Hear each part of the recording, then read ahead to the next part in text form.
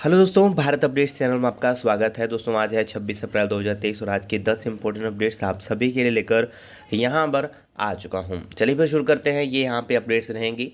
चलिए फिर शुरू करते हैं आज की पहले अपडेट के साथ।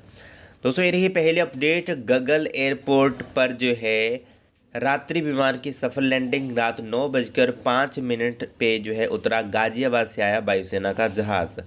गगल एयरपोर्ट पर मंगलवार रात को लैंडिंग करता वायुसेना का जहाज़ एयरपोर्ट पर जो है सफल लैंडिंग विमान के द्वारा की गई है और 9:05 पे एयरपोर्ट उतरा था और 15 मिनट रुकने के बाद 9:20 पे दोबारा उड़ान भरकर चला गया। न सिर्फ गगल बल्कि शिमला और भुंतर में भी अभी रात को किसी भी विमान की लैंडिंग नहीं होती है। यह पहला मौका है जब रात के समय किसी जहाज़ को उतारा गया हो। गगल एयरपोर्ट के विस्तारीकरण की अटकलों के बीच यह लैंडिंग हुई है। रात को जहाज़ की आवाज़ सुनकर आसपास के लोगों में हड़कंप भी रहा। वहीं अब भविष्य में भी रात के समय यहाँ जहाज़ उतारने की जो है संभावनाओं को और बल मिला है। उल्लेखनीय है कि इससे पहले धर्मगुरु दलाई लामा की सुरक्षा व्यवस्था को लेकर एक मॉक ड्रिल की गई थी। उसमें बड़े जहाज़ के स्थान पर हेलीकॉप्टर का प्रयोग किया गया था। उस दौरान जो है हेलीकॉप्टर को रात के अंधेरे में गगल से उड़ाकर दिल्ली के लिए भेजा गया था। तो ये दोस्तों यहाँ पे अपडेट है। चलिए नेक्स्ट अपडेट ये रही, शिक्षा विभाग में शिक्षकों के अस्थायी भर्तियों की तैयारी से आक्रोश। तो ये न्यूज़ दोस्तों सभी जगह सुनने को मिल रही होगी आपको भी। तो सरकार की ओर से शिक्षा विभाग में शिक्षकों के रिक्त पड़े पदों पर अस्थायी भर्तियां करने की तैयारियां चल रही हैं। नेताओं के बयानों से इसकी पुष्टि होने के बाद दलित शोषण मुक्ति मंच ने इसे जहां युवाओं के भविष्य से खिलवाड़ बताया है, वही अनुसूचित जनजाति व ओबीसी वर्ग के संवैधानिक अधिकारों का हनन भी करार दिया है। प्रेस बयान में इन्होंने कहा है कि प्रदेश सरकार शिक्षा विभाग में रिक्त पदों पर अस्थायी नियुक्तियां करने जा रही है। सरकार का यह फैसला एससी और ओबीसी वर्ग को मिले संवैधानिक अधिकारों का डाका डालने का प्रयास है। प्रदेश की सरकारों ने पहले भी अस्थायी भर्तियां की। एसएमसी, पीटीए और आउटसोर्स पर की गई भर्तियां हमेशा भाई भतीजावाद हावी था रहा। अस्थायी भर्तियों के बाद इनकी स्थायी नीति भी बनाई जा रही है। यानी कि पहले ऐसे जैसे आउटसोर्स का बोल रहे थे कि है ना, बट अब जो है उनकी भी स्थायी नीति बनाने की तैयारी कर रहे हैं, ऐसे यहाँ पे कहा गया है। और उन्होंने कहा कि दलित शोषण मुक्ति मंच इन भर्तियों का विरोध करता है।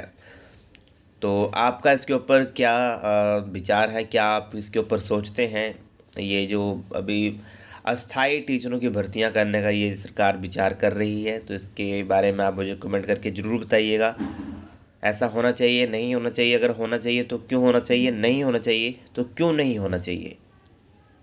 चलिए दोस्तों नेक्स्ट अपडेट ये रही, एमबीए में प्रवेश को 31 मई तक कर सकेंगे अब आवेदन। तो राष्ट्रीय प्रौद्योगिकी संस्थान एनआईटी हमीरपुर प्रशासन ने एमबीए में दाखिले के लिए ऑनलाइन आवेदन की तिथि 1 माह के लिए बढ़ा दी है। अब इच्छुक विद्यार्थी 31 मई तक आवेदन कर सकेंगे। पूर्व में आवेदन तिथि 28 अप्रैल शाम 5 बजे तक निर्धारित की गई थी। इस साल सीमेट परीक्षा के देरी से होने के चलते एनआईटी ने यह निर्णय लिया है। तो अब जो है 31 मई के बजाय 30 जून को मेरिट होगी जारी। तो ये दोस्तों यहाँ पे अपडेट है। पूरा आप पढ़ना चाहते हो यहाँ पे पढ़ सकते हो, कब कब इनके जो हैं डेट्स क्या क्या हैं। ओके, तो वो आप यहाँ पे देख सकते हो। ठीक, चलिए दोस्तों नेक्स्ट अपडेट ये रही, बहुतकनीकी संस्थानों में 1 अगस्त से कक्षाएं 31 जुलाई तक पूरी करने होगी। प्रवेश संबंधी प्रक्रिया लीड पैड के लिए जून में करवाई जाएगी काउंसलिंग। तो सूबे के बहुतकनीकी संस्थानों में शैक्षणिक सत्र 2023-24 की पढ़ाई 1 अगस्त से शुरू हो जाएगी और विभिन्न जितनी भी औपचारिकताएं हैं 31 जुलाई तक पूरी कर ली जाएंगी, जबकि जून माह में लीड पैड के लिए काउंसलिंग की प्रक्रिया शुरू कर दी जाएगी। 21 और लेटरल एंट्री टेस्ट लीट 28 मई को करवाया जाएगा। प्रवेश परीक्षा होने के 1 सप्ताह बाद इसका रिजल्ट घोषित किया जाएगा। उसके बाद फिर काउंसलिंग प्रक्रिया को शुरू कर दिया जाएगा। तो ये दोस्तों यहाँ पे अपडेट है। चलिए नेक्स्ट अपडेट, तो ये ही दोस्तों next update, BA, BCom, BSc प्रथम वर्ष की परीक्षाएं 8 मई से 6 जून तक। तो अभी कल परसों ही पूछा था, तो मैंने आपको बताया था कि आपके एग्ज़ाम कब हो सकते हैं एसपीओ वालों के स्पेशली। तो सरदार पटेल विश्वविद्यालय मंडी ने जारी की यूजी कक्षाओं की परीक्षाओं की तिथियां। परीक्षा फॉर्म भरने की तिथि को फिर से बढ़ाया, अब 29 अप्रैल तक आवेदन कर सकते हैं। बीए, बीकॉम, बीएससी ऑनर्स और बीएससी ऑनर्स बायोटेक्नोलॉजी शास्त्री पहले साल की वार्षिक परीक्षाएं 8 मई से 6 जून तक होंगी। सरदार पटेल विश्वविद्यालय ने यूजी कक्षाओं की परीक्षाओं की तिथियां जारी कर दी हैं।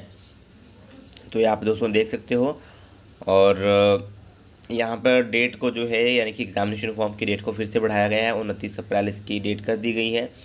और परीक्षाओं के जो एडमिट कार्ड हैं वो 2 मई से आपको उपलब्ध हो जाएंगे, यानी कि 2 मई से आप अपने एडमिट कार्ड निकाल पाओगे, एसपी वाले जो भी स्टूडेंट्स हैं। ओके, सभी विद्यार्थी अपने अपने कॉलेज के प्रिंसिपल के कार्यालय में एडमिट कार्ड प्राप्त कर सकते हैं। और इस बारे में विश्वविद्यालय की परीक्षा नियंत्रक ने बताया कि स्नातक स्तर की वार्षिक परीक्षाओं को डेट शीट जारी कर दी गई है, सभी विद्यार्थी यूनिवर्सिटी की वेबसाइट पर डाउनलोड कर सकते हैं। इसके अलावा बात करें तो पीएचडी प्रवेश परीक्षा के लिए एडमिट कार्ड जो है साइट पर अपलोड कर दिया गया है हिमाचल प्रदेश विश्वविद्यालय की तरफ से। तो ये भी आप यहाँ पे देख सकते हो, इसका भी आप जो है डाउनलोड कर सकते हो।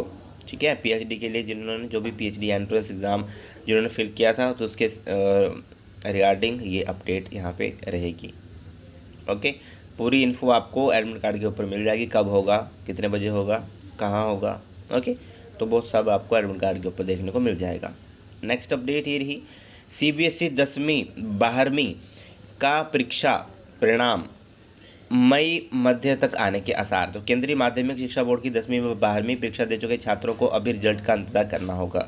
12वीं के कुछ विषयों का मूल्यांकन कार्य शेष होने के कारण बोर्ड अभी रिजल्ट जारी नहीं करेगा। रिजल्ट मई के मिड में जो है आने की संभावना है। रिजल्ट के संबंध में जानकारी बोर्ड की आधिकारिक वेबसाइट पर ही जारी की जाएगी।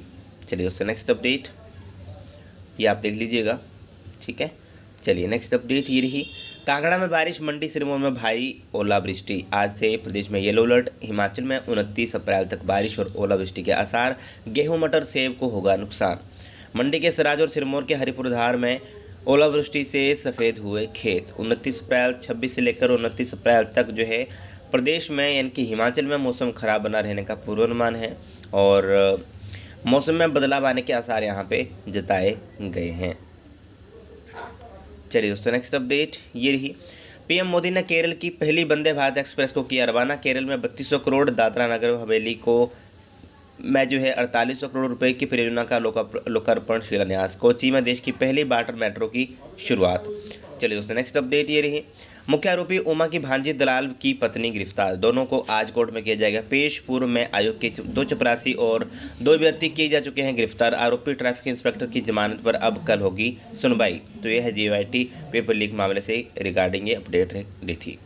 ठीक है, नेक्स्ट अपडेट दोस्तों ये रही, बिना साक्षात्कार शैक्षणिक योग्यता पर अब भर्ती होंगे हजारों स्थायी शिक्षक। हिमाचल के जनजातीय और दूरदराज क्षेत्रों के स्कूलों में 2 या 3 साल के लिए होंगी नियुक्तियां। कैबिनेट सब कमेटी ने बताई नीति, पुरानी सरकारों की नीति से अलग होगी ये भर्तियां। हर्षवर्धन, वेतन पर कैबिनेट बैठक में होगा फैसला। तो इसके ऊपर पूरा अब देखते हैं क्या वेतन ये देंगे क्या नहीं देंगे। फिलहाल बोल रहे हैं कि अस्थायी शिक्षक भर्ती करेंगे, यानी कि सिर्फ 2 या 3 साल के लिए ही शिक्षकों को भर्ती किया जाएगा। तो इसका फ़ायदा क्या होगा, है ना, जो पढ़े लिखे हैं उनका अगर ऐसे भर्ती करेंगे तो उसका तो फिर कोई फ़ायदा नहीं है। ये भी फिर आउटसोर्स ही होगा, दूसरा आउटसोर्स 2 हो गया ये, इसको आउटसोर्स 2 बोल सकते हैं। अगर 2 या 3 साल के लिए भर्ती करना है, फिर वो अस्थाई का वही हो गया कि कॉन्ट्रैक्चुअल बेसिस के ऊपर करेंगे और टेम्परेरी रहेंगे हमेशा, है ना। तो वही है, आपका इसके ऊपर क्या विचार है वो मुझे कमेंट करके आप बताना ज़रूर। ओके, बाकी वीडियो अच्छी लगे तो लाइक शेयर, चैनल को सब्सक्राइब जरूर करिएगा मेरे लेटेस्ट अपडेट्स के लिए। Thank you.